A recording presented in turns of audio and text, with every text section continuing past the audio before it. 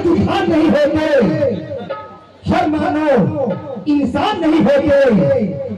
भगवान को लाखों पूजे जाते हैं, पर हर भगवान मर्यादा पुरुषोत्तम प्रभु श्री राम नहीं होते, श्री राम नहीं होते। आइए इसके साथ कि मेरी कविता शब्दों का 16 श्रृंगार नहीं है, मेरी कविता शब्दों का 16 श्रृंगार नहीं है, मेरी कविता छंदों की मीठी रफ्तार नहीं है, मेरी कविता सावन भैया हो भैया मत कर जा भैया भैया भैया भैया छंदों की मीठी रफ्तार नहीं है, मेरी कविता सावन की मदहोश बहार नहीं है, मेरी कविता हंसी ठिठोली की व्यापार नहीं है, और काव्य मंच की मर्यादा का कारोबार नहीं है। मेरी कविता ओज भरी भाषा के द्वार खड़ी है, भूषण जीकर की देहरी पे पहरेदार खड़ी है। मेरी कविता समझौतों को सर्व श्रृंगार करेगी, मेरी कविता कौरवों की सेना को संहार करेगी, मेरी कविता भारत माता को जय जयकार करेगी, मेरी कविता भारत माता को जय जयकार करेगी। आइए सब मैं चाहूंगा आज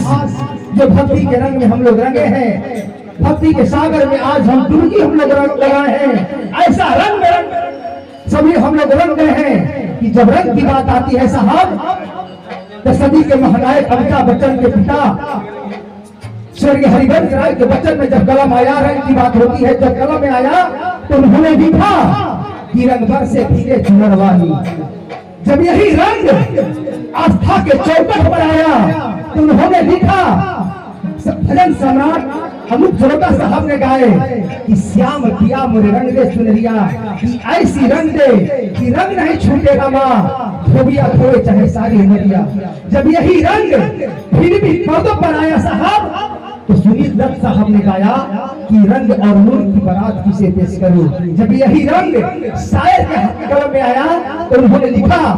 इस रंग बदलती दुनिया में सब रंग बेचते हैं। जब यही रंग हिंदुस्तान के 18 साल के जवान नौजवान भगत सिंह के सर के ऊपर चढ़ के बोला और हिंदुस्तान के गली गली में गाया कि मैं रंग दे बसंती चोला, मैं रंग दे बसंती चोला, मैं रंग दे बसंती चोला। आइए 23 मार्च का भगत सिंह का बलिदान दिवस भी था, और बलिदान दिवस के अवसर पर मैं तमाम भाइयों से मैं निवेदन करना चाहूंगा, व्रतधारियों से निवेदन करना चाहूंगा, जो हमारे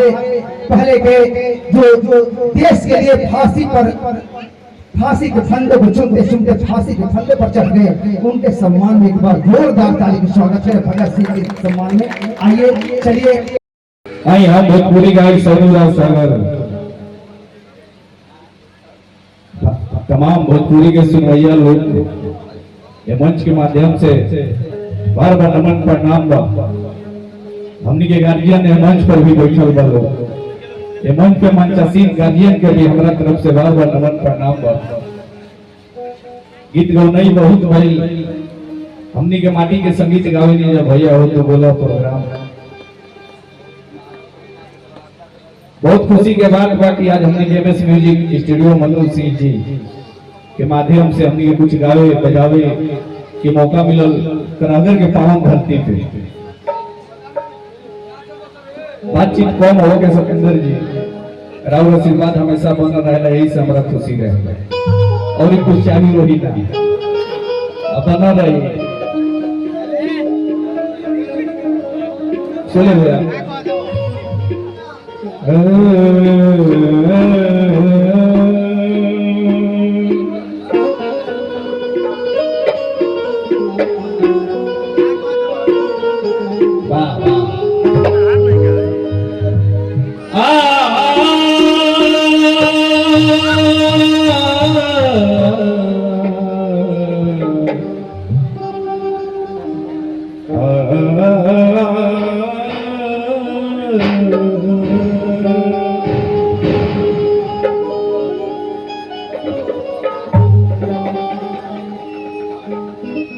आइए तो भक्त भाई के दरबार में जाके मैया से वो माई के 4 पंक्ति में याद एक बाद वाला विषय में हमने क्या भी जाओ कर छोट मोट संगीत तो हुई, लेकिन कहे के बाप सोए भैया कि ओम जयंती मंगला काली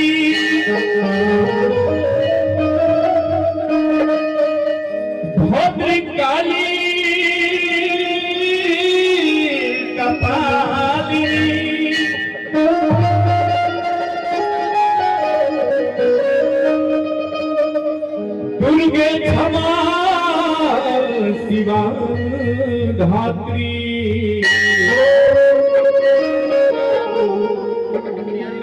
स्वाहा सदा नमस्ते।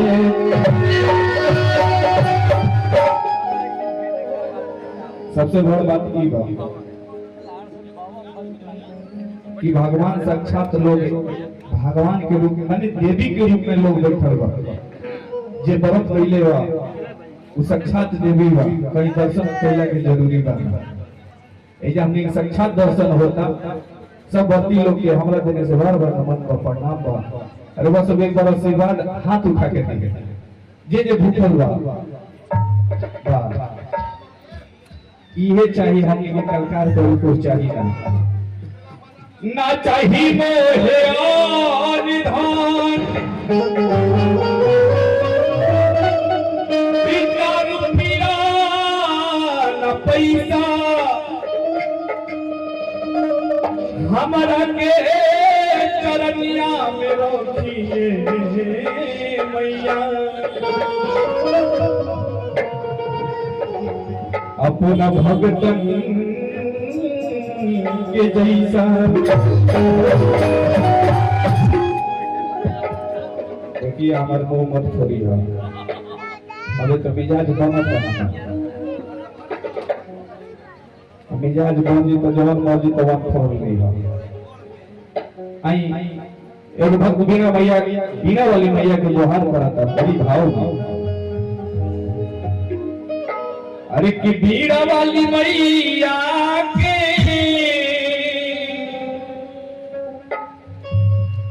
सुमिरन में बोलाई ये अच्छा होगा देखा बीड़ा मंदिर में जान गेला तो भाव रहे के चाहिए कपार पे आंचल दे भैया काहे का दिन लगवा देबा अच्छा तारा के गर्दन लटका के धर ले जाए के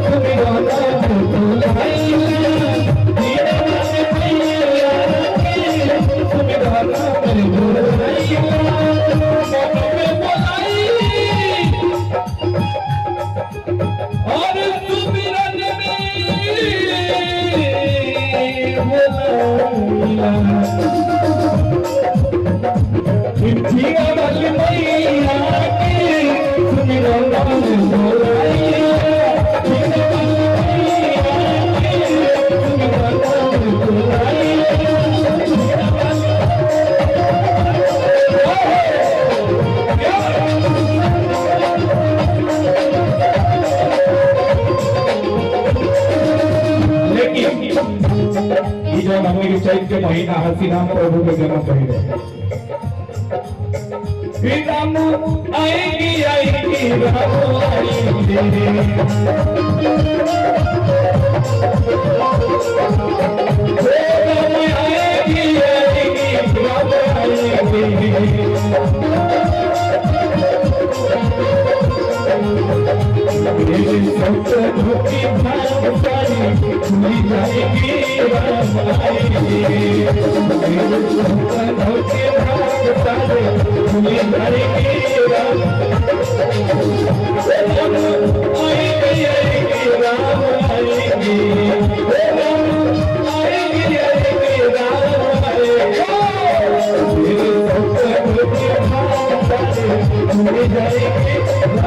आएगी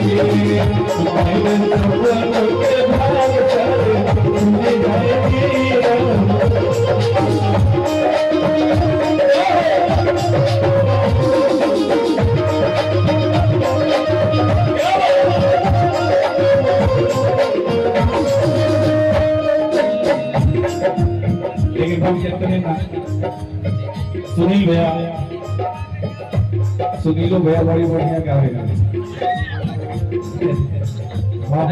कैसेट पहले बड़े गुरुजी की स्टूडियो में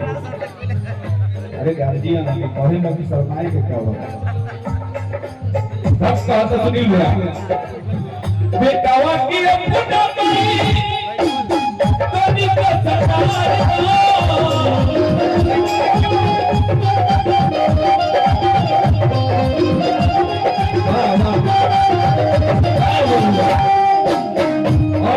जानत नहीं कि पूछो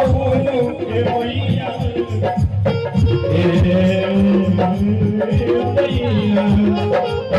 मगत नहीं कि पूछो खाली खाली सवाल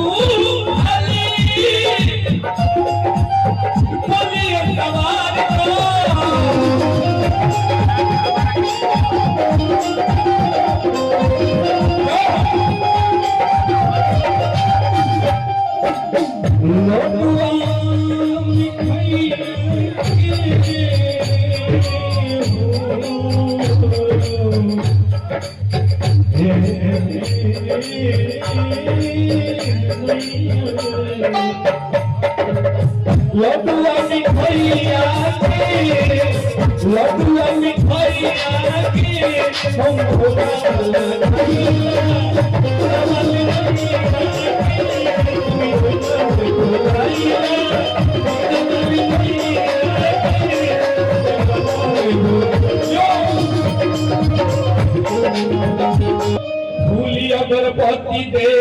हम तो हबे चढ़ाई हो छोड़ी के देश परी देश बाहर सैया छठिया में लेहती उनको के बुलाई हो दिया कोई हमार खबर नहीं के पहुंचावत रहुए तो खबर दे दी की बात है छोटे नंदी के घर ढोलक दिया कहत दिया कि सैया के बोला गए नाना दो ए छठ के परब और करम छोटा पर बिया एक संग दी हो जाई घाट पायर भियारा एक संग दी हो जाई घाट पायर भियारा एक संग दी हो जाई मैया के बोला मैया के बोला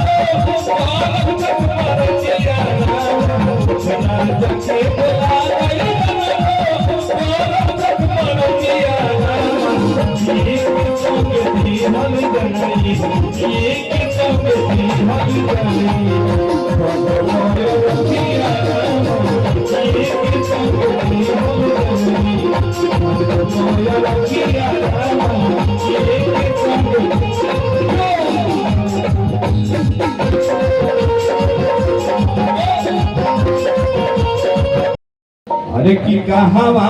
से आविला पियरिया पियरिया लागल झालो पियरिया लागल झालो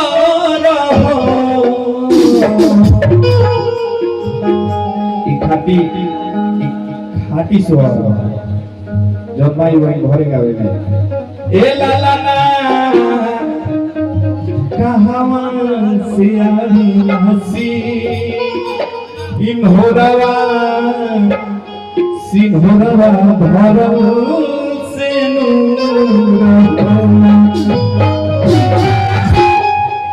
ए लाला ना कहवा से आई हसी इन्होरवा सिंहोरवा भरम से ए लाला ना कहवा से आई हसी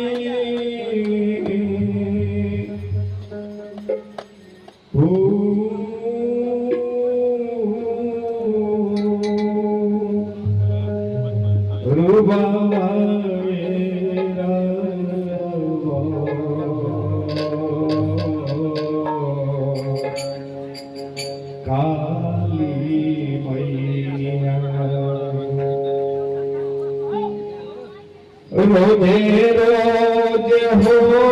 खिला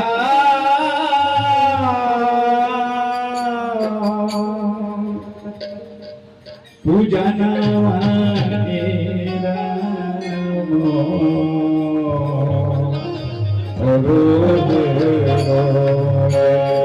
रोजे रोज हो